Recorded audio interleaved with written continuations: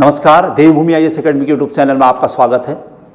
उत्तराखंड के भूगोल और संस्कृति के अंतर्गत आज का हमारा विशेष टॉपिक होना है उत्तराखंड की संस्कृति को जो हमने आधार माना है, उसमें हमने एक आभूषण और उत्तराखंड के वाद्य यंत्र आपके सामने रखा था। तो इसी कड़ी में आज का टॉपिक है उत्तराखंड के प्रमुख त्यौहार और उत्सव, यानी उत्तराखंड के खासकर ग्रामीण क्षेत्रों में आज भी जो कुछ विशेष त्यौहार मनाए जाते हैं उनके बारे में। जनरली इसमें जो क्वेश्चन आ रहा है वो किस महीने में मनाया जाता है, खासकर विक्रमी संवत के अनुसार पूछता है अधिकतर, और दूसरा उसका उद्देश्य क्या था, ये सब। तो चलिए इस कड़ी में चलते हम। पहले त्यौहार कवर करेंगे और फिर उत्सव। सबसे पहले यहाँ पर दिखाई दे रहा है आठू। उत्तराखंड की प्राचीन संस्कृति का प्रतीक है आठू, और इसमें क्या विशेष होता है तो वो सब हम कवर करने जा रहे हैं।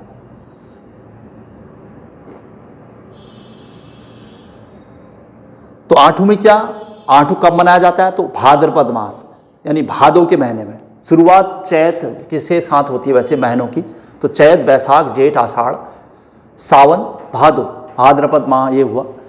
भाद्रपद मास की सप्तमी तथा अष्टमी को मनाया जाता है आठू। पहला पॉइंट तो ये हुआ। दूसरा, इसमें होता क्या है, खासकर चांचरी का आयोजन होता है। चांचरी उत्तराखंड की प्राचीन संस्कृति में खासकर कुमाऊं का लोक नृत्य है, और जो माघ महीने की चांदनी रात में या किसी भी महीने की चांदनी रात में किया जाता है। इसमें होता क्या है इस आठू में, एक तो ये कब होता है ये देखा था। दूसरा, ये इसमें आयोजन क्या क्या होता है जिसमें अखंड सौभाग्य की कामना है, खासकर महिलाएं से इस त्यौहार को मनाती हैं। तो अखंड सौभाग्य की कामना हेतु गौरा और महेश की पूजा होती है। गौरा पार्वती और महेश शिव, यानी गौरा महेश की पूजा है। कि उत्तराखंड के किस त्यौहार में गौरा महेश्वर की पूजा होती है तो आठू है। आठू प्रतिवर्ष भादो के महीने में सप्तमी और अष्टमी को मनाया जाता है। इसमें खासकर महिलाएं अखंड सौभाग्य की कामना हेतु चांचरी का आयोजन करते हैं और गौरा और महेश की पूजा करते हैं। क्लियर हो गया होगा आठू। दूसरा है कलाई। कलाई कुमाऊं क्षेत्र का विशेषकर फेमस है, लेकिन गढ़वाल के भी कई क्षेत्र में से देखा जा रहा है वर्तमान में। और ये फसल काटने से संबंधित है। जनरली हम पहाड़ों में या कहीं भी देखते हैं कि फसल काटने के बाद फसल का कुछ हिस्सा वहाँ के स्थानीय देवताओं को समर्पित किया जाता है, चढ़ाया जाता है। तो इस संदर्भ में त्यौहार मनाए जाते हैं। और हमारे वहाँ केरला में और गुजरात में बड़े बड़े उत्सव मनाए जाते हैं, या पंजाब में बैसाखी मनाई जाती है, ओणम मनाया जाता है, और असम में बिहू मनाया जाता है। तो उस टाइप से हमारे कुमाऊं में खासकर ये त्यौहार ये त्यौहार फसल कटने के उपलक्ष्य में मनाया जाता है। कलाई, तो कुमाऊं में फसल कटने के उपलक्ष्य में कौन सा त्यौहार मनाया जाता है तो कलाई। नेक्स्ट है तीसरा सारा। गढ़वाल क्षेत्र का विशेषकर है ये, और यहाँ पर बैसाख महीने में यानी गर्मी आने का प्रतीक होता है।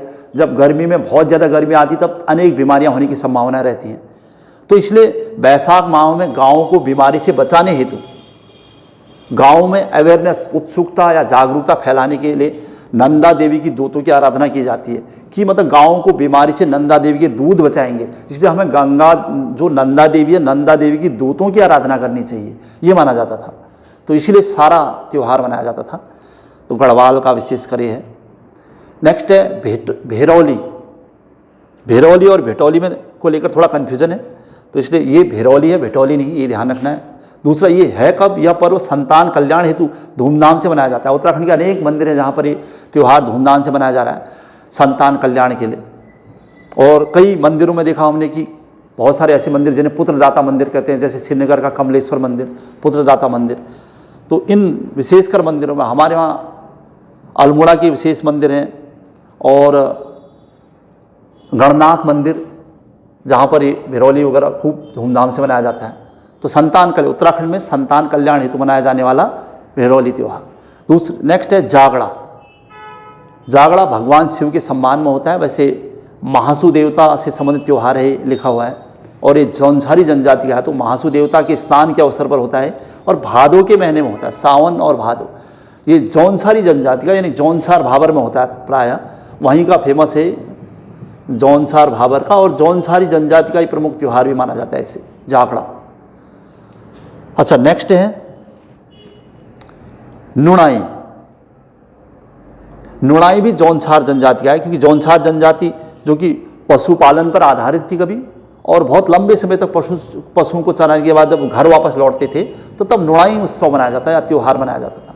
तो देहरादून के जौनसार भाबर क्षेत्र में ये श्रावण के मास में होता है, क्योंकि श्रावण के मास में जब बरसात बहुत ज़्यादा हो जाती है तो फिर जंगलों में रहना, पशुपालन करना संभव नहीं हो पाता है। तब घर वापसी होती है तो अपने इष्ट मित्र को सबको बुलाया जाता है और उसी सम्मान में नुड़ाई त्यौहार मनाया जाता है जौनसारी जनजाति के द्वारा। चैनतोल, यह है चैत्र मास की अष्टमी को मनाया जाने वाला। कुमाऊं का विशेषकर फेमस है। कुमाऊं के अनेक गांवों में इसका आयोजन होता है और इसमें पूजा किसकी होती है तो स्थानीय देवता देवल समेत, और देवल समेत इनकी पूजा की जाती है और ये इन्हें शिव का अंश माना जाता है।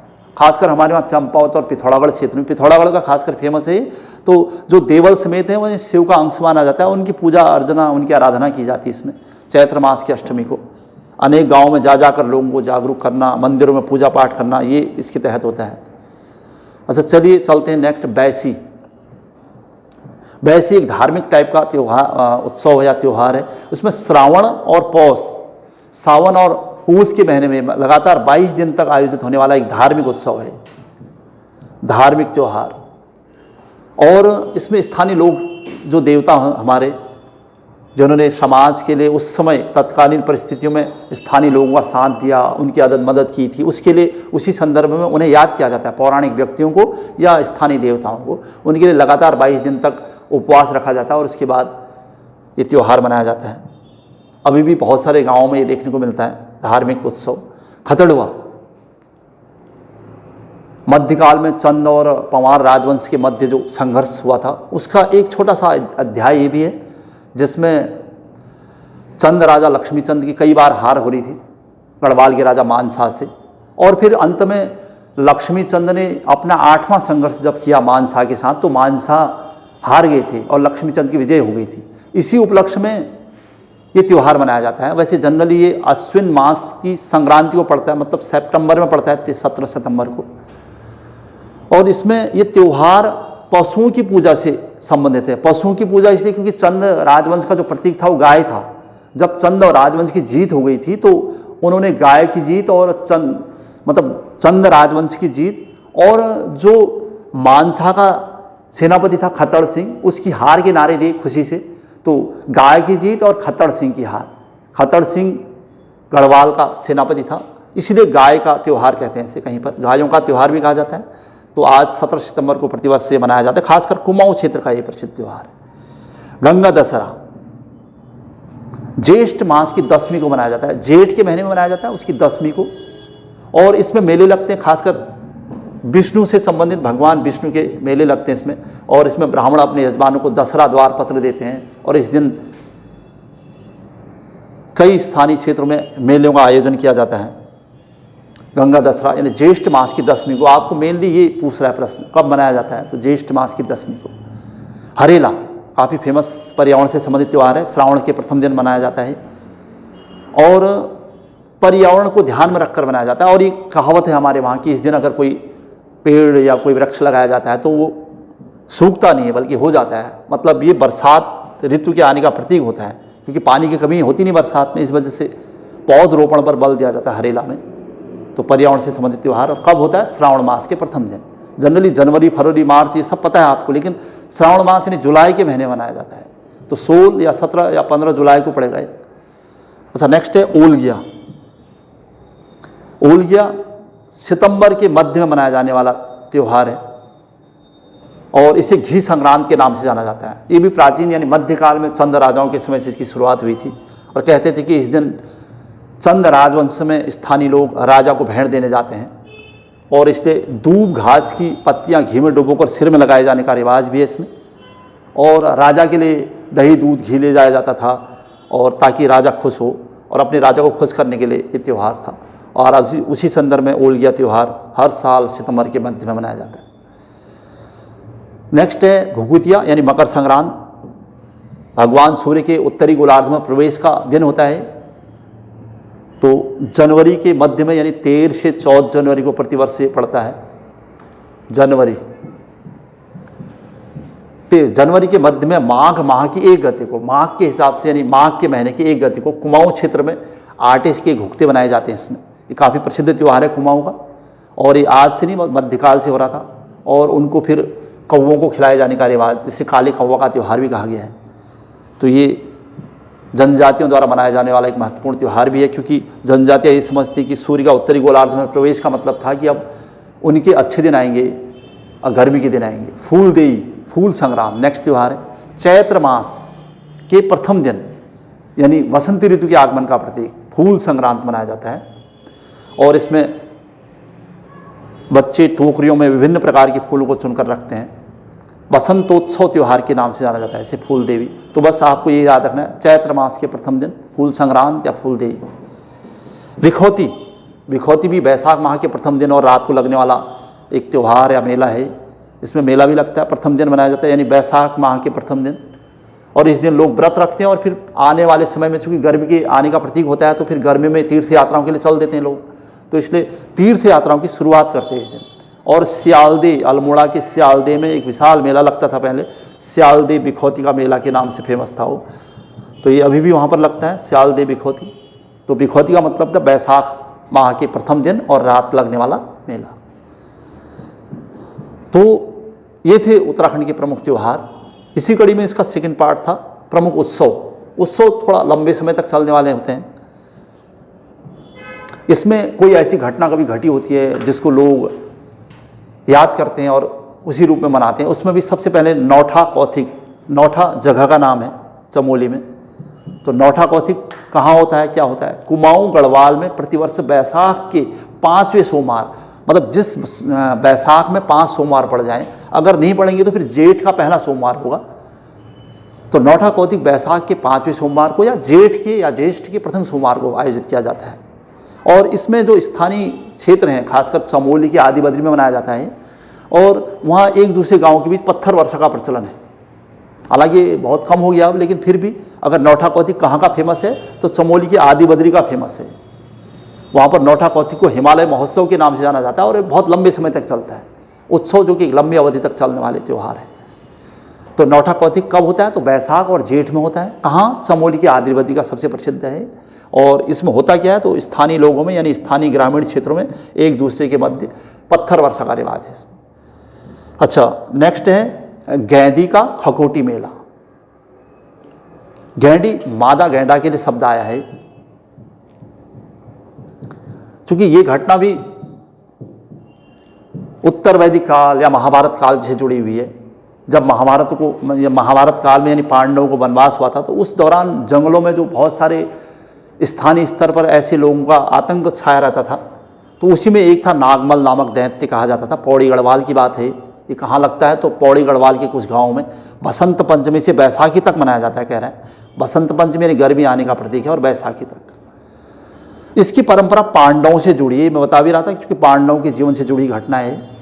इसके अनुसार यहाँ मादा गैंडा यानी गैंडी का खाल यानी खकोट खींचा जाता है। गैंडी का खकोटी मतलब मादा गैंडा को पाने के लिए पांडवों और नागमल नामक दैत्य के बीच संघर्ष हुआ था। अंततः पांडव जीत जाते हैं भगवान कृष्ण के आशीर्वाद से, और फिर स्थानीय लोगों में प्रसन्नता का माहौल हो जाता है कि अब उन्हें नागमल नामक दैत्य से छुटकारा मिल गया है पांडवों की कृपा से या भगवान कृष्ण की कृपा से। इसलिए वो लोग, उस जनजाति के लोग पौड़ी गढ़वाल के, वो ये उत्सव मनाते हैं गैंडी का। गैंडी को पाने के लिए पांडवों को कई दिन तक नागमल से युद्ध करना पड़ा था।